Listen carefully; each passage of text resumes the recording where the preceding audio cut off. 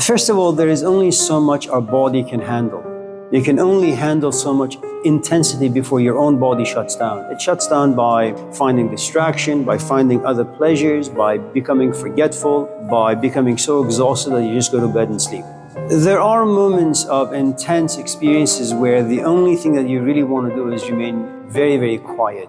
Silence is a virtue that you have come to understand. There are certain experiences that just don't fit life, don't fit language, don't fit the human intellect.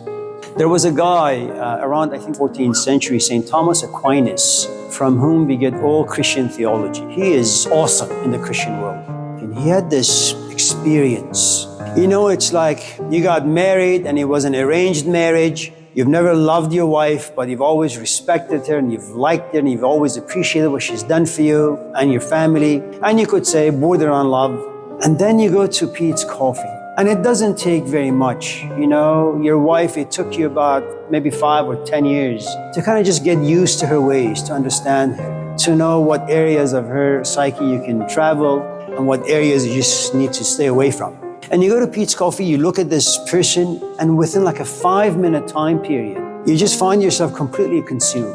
So Thomas Aquinas was one of those theologians who was profoundly intellectual. He would sit, observe, write, think. Then he discovered his soul. He experienced his soul leaving his body. And then he came back down. It didn't take very much time, maybe a nanosecond. And when he became aware of the experience and now being imprisoned by his physical body, he went out to churches and gave this beautiful sermon that everything I've written, everything I've ever said, everything I've ever thought about, all wrong. The Christian spirit needs to be experienced but can't be expressed. It's a very kind of ridiculous attempt by all of us to try to explain things that are just greater than language and the human intellect. There was a guy, Aldous Huxley. He loved drugs for a while, but he also loved reading. He read and read and read and read, and he said, I've read so much and I understand so much, but I've read so much that I no longer can feel anything. I want to feel now.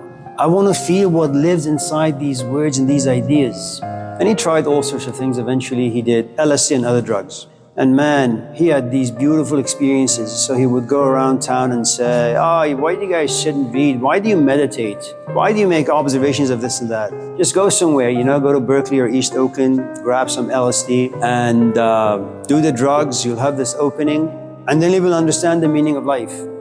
But he realized that just because you have an experience, it doesn't mean that you know how to cope with the disasters of life.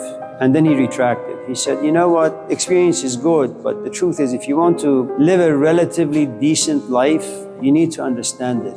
Just because you have an experience, it doesn't mean anything. When you become really, really proficient, in other words, speaking or writing is very much like an infant trying to roll, an infant trying to sit up, an infant or a child trying to stand up and then walk and then run until they become very, very proficient. Language is limited in a variety of different ways, but you can become really good at it. You can become good at it for yourself, but not so much for other people. Because every single person in this room, what happens is I say something, for example, you take that word or that concept, you kind of push it back into your history. And then that history has defined words, that defined life in a certain way. And then you project your own definition. And it's no longer what I'm saying that you understand. You're only trying to apply your information, your past, your history. You color the language with your own experience. That's why it's so difficult to kind of create students and have students unless they become completely blank slated.